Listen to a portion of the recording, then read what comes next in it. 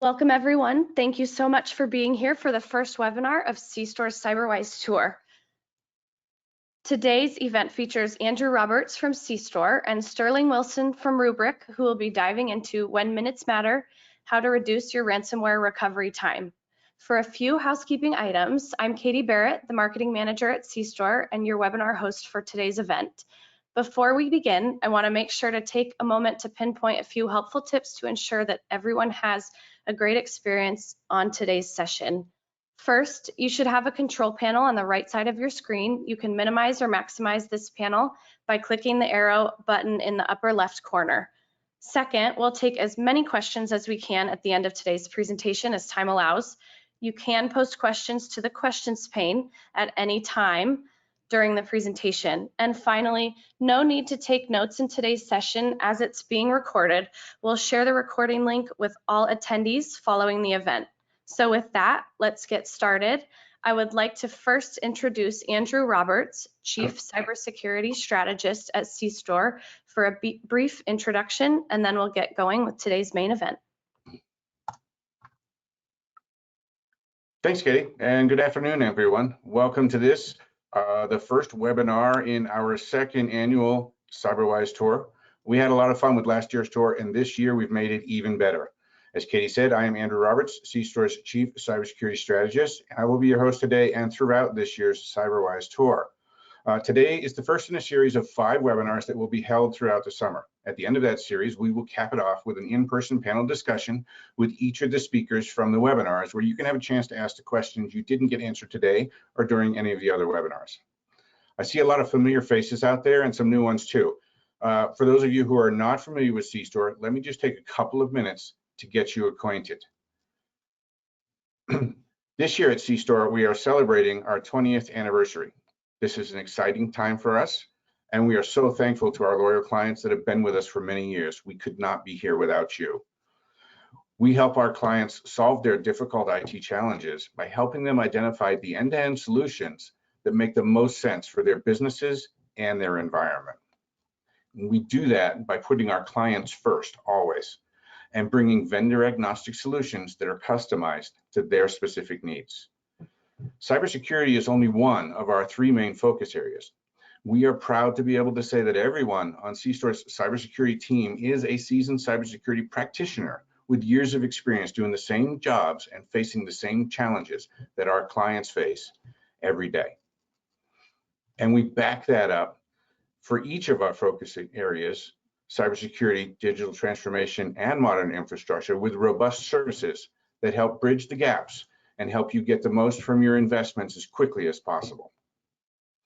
But enough about us. We're here to learn about reducing ransomware recovery times, so let's get to it. I am very pleased to introduce Sterling Wilson, National Alliances Leader for Data Security at Rubrik, who is here to speak with us about exactly that. Sterling? Thank you very much. I hope all is well today. I hope everyone can hear me all right. I want to take a few minutes of your time today to really discuss a new kind of concept, a new way of thinking about the security of our data. Essentially, we're talking about when minutes matter, when you don't have time to think about how you're going to recover. What can you do ahead of time to really make sure that you have those right set of circumstances? Before we dive right in, I'd like to start off with a quick poll. So what's a company's most important asset? Is it staff, money or funds, inventory, data, or time? Take just a couple of seconds to think about that. I believe we're gonna view some results here. Oh, these are very interesting. You know, we ask this poll quite a bit, and it normally is all over the board here. And you're absolutely right. Every single one is essential to the success of a company. But literally what we're talking about today is something where a company absolutely cannot run without, and that's literally its IP. The answer there is data. And when we think about data, when we think about really what data means to us, you know, we have some new threats that's really brought about some new concerns. Some of those concerns are, how can I make sure that my data is secure from threats? How do I know when I was hit or in what time I was hit? You know, some people just want to move their data to the cloud. They're still on the mission to move that data up there, and They just want to know, is my data at risk? These are all things that we're asking about the data itself, not so much about the other layers. And we'll talk a little bit about that. One thing that we've certainly learned is that yesterday's technology can't answer today's needs. If we really look back through the history of transportation, the people that made our ships were not the same innovators that made planes.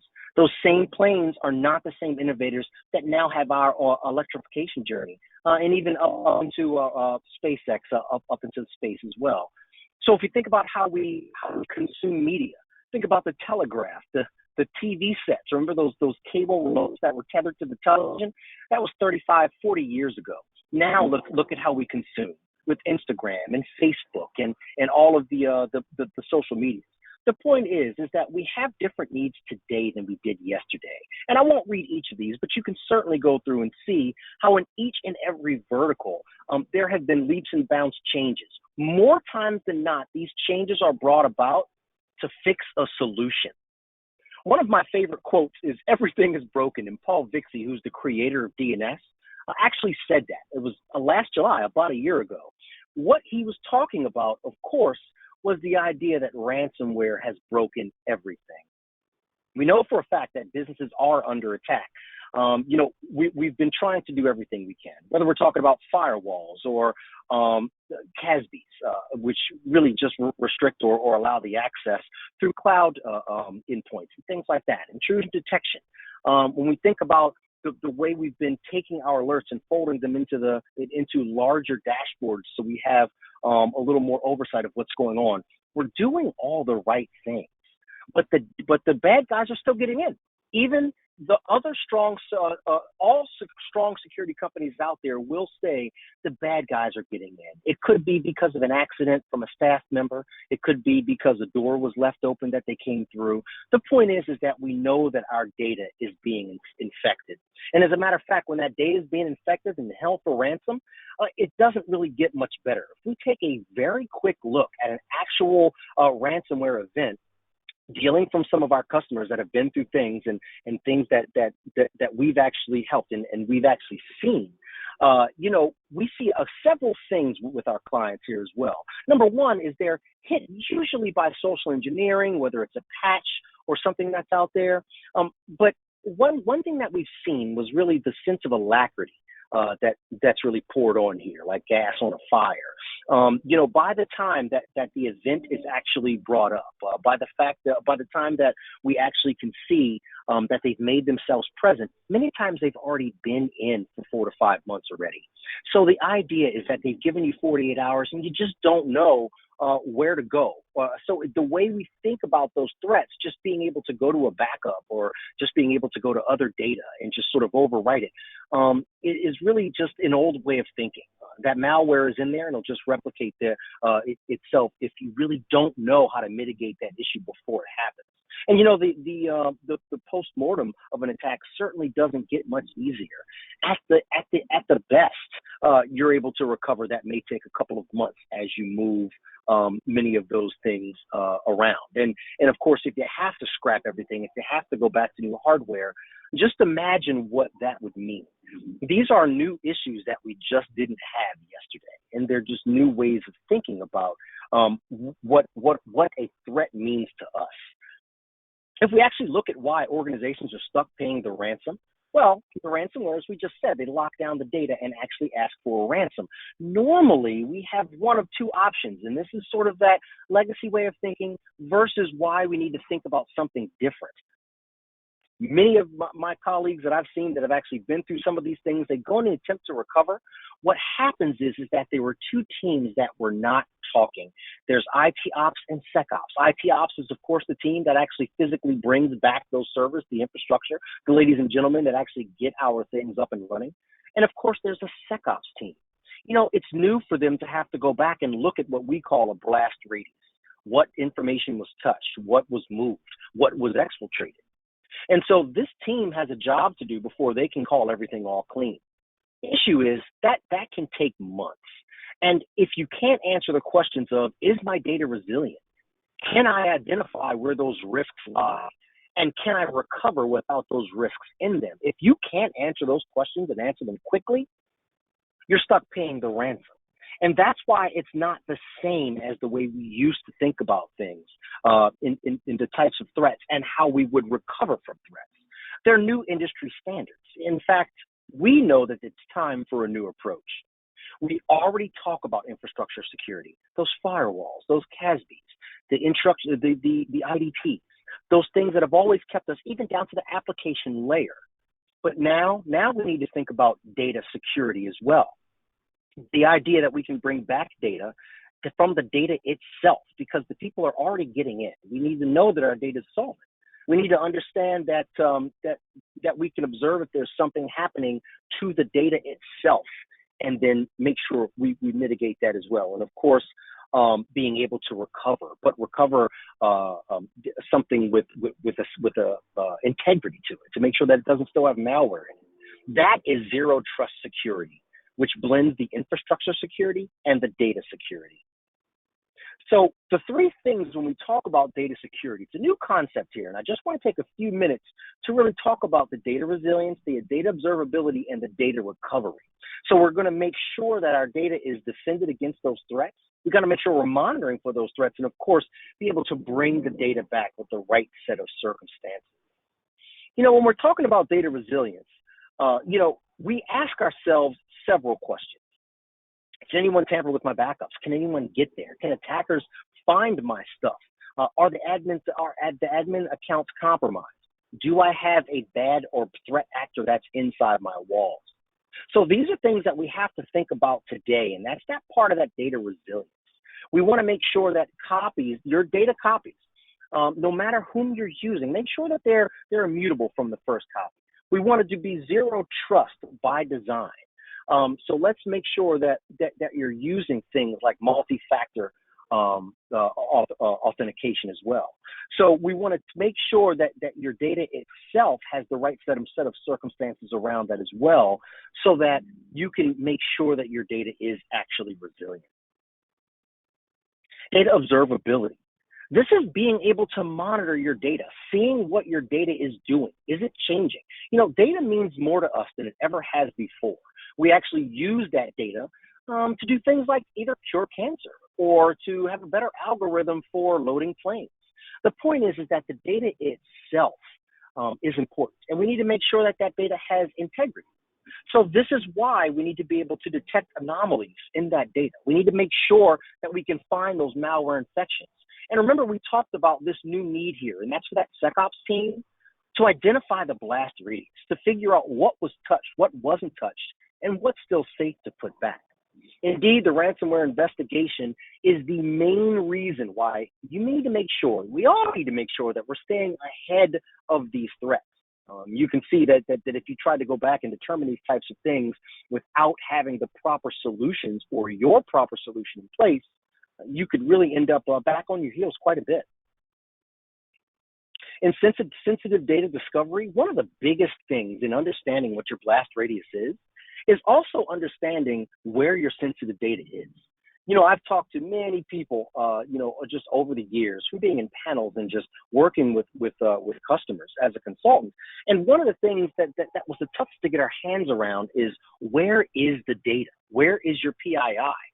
There are fines levied for many government institutions as well as commercial institutions for personal information that is, allowed out into the wild, stolen, if you will. And so the idea is you need to know where your data is, your sensitive data is, before an attack happens, so that you can put it into the proper place with that proper set of circumstances. And then, of course, when we talk about being able to understand what is going on with our data, it's the idea of threat hunting. You need to be able to be proactive. You need to understand that where your data is, and does that data still contain malware?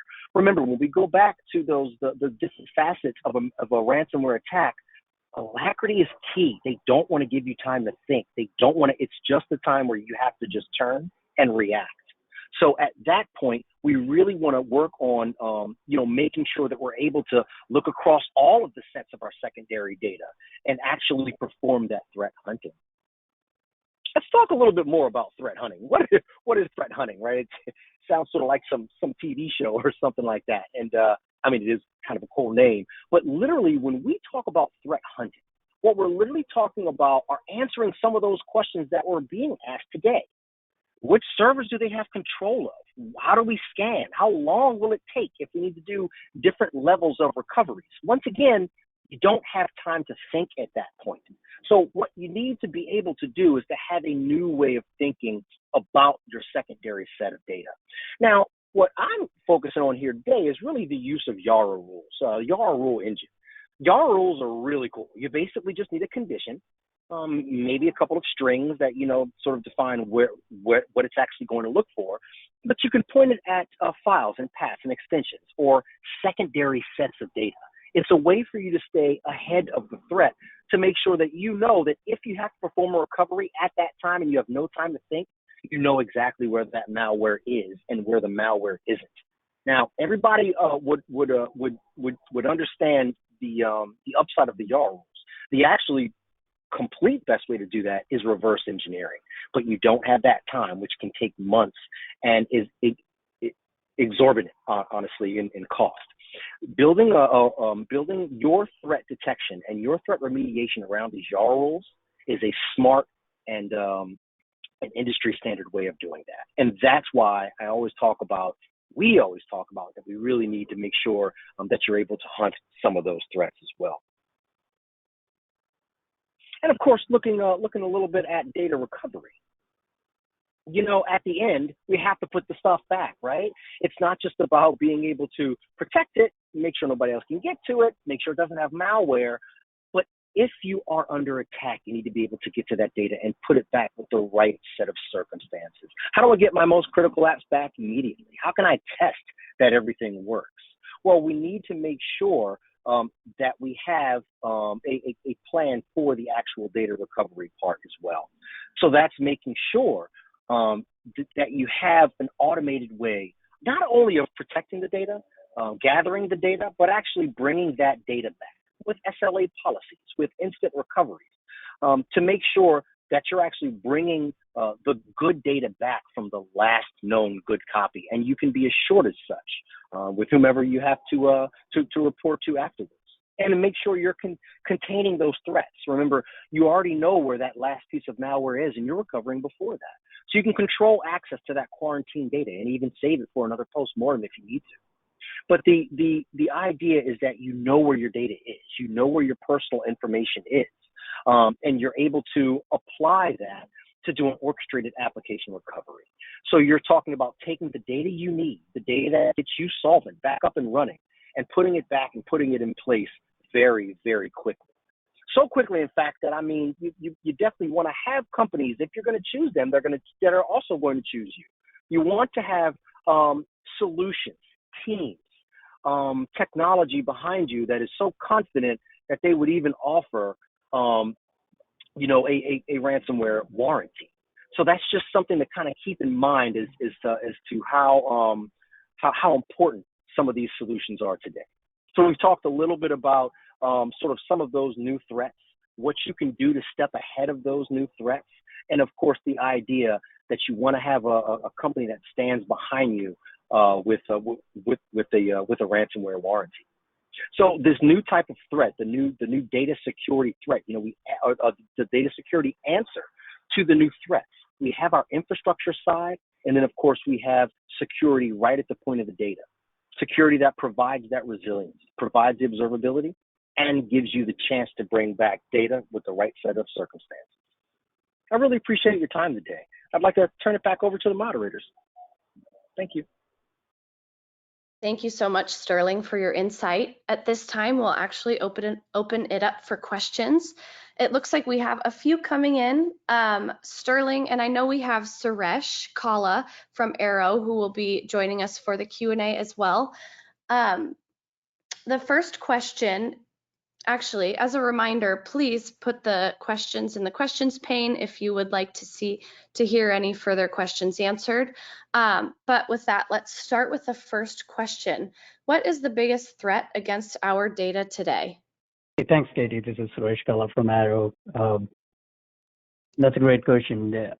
Obviously, data is the key. As we discussed earlier, every company, the most valuable asset is data, and I believe the biggest threat is the ransomware attack, as they can log the data and bring down the business and make businesses to not operate. So ransomware is the biggest threat, as it is happening more often now versus before. Awesome, thank you. Okay, for our second question, and it looks like it's our last question of the day, how can I guarantee that I don't restore malware back into the environment? That's a great question. So the strength of Rubrik is threat hunting. As our presenter explained before, what it can do is it can go back and look into all your backup data and find where exactly the problem is using error rules engine. And you can also get all the data from your security team or FBI to key in all the error rules so that it can apply to not only your latest data, it can go back and apply to all your backup data and pinpointedly identify which data, which date, which snapshot of the backup is having infected, and it can automatically suggest you what is the recovery point, which is the cleanest backup available to recover, so that you won't get reinfected. Awesome, thank you so much. Well, I would like to thank our expert guest speakers, Andrew Roberts, Sterling Wilson, and Suresh Kala, and everyone for taking the time today to join us. I know everybody's busy, but again, thank you so much. We have just announced 2 new webinars in the CyberWise Tour. I'm sure everyone who's here on this webinar saw that email from me today. The first one is actually next week on Wednesday at the same time at 3 p.m. Andrew Roberts will be discussing how to create a strategic cybersecurity program that is proactive and not reactive.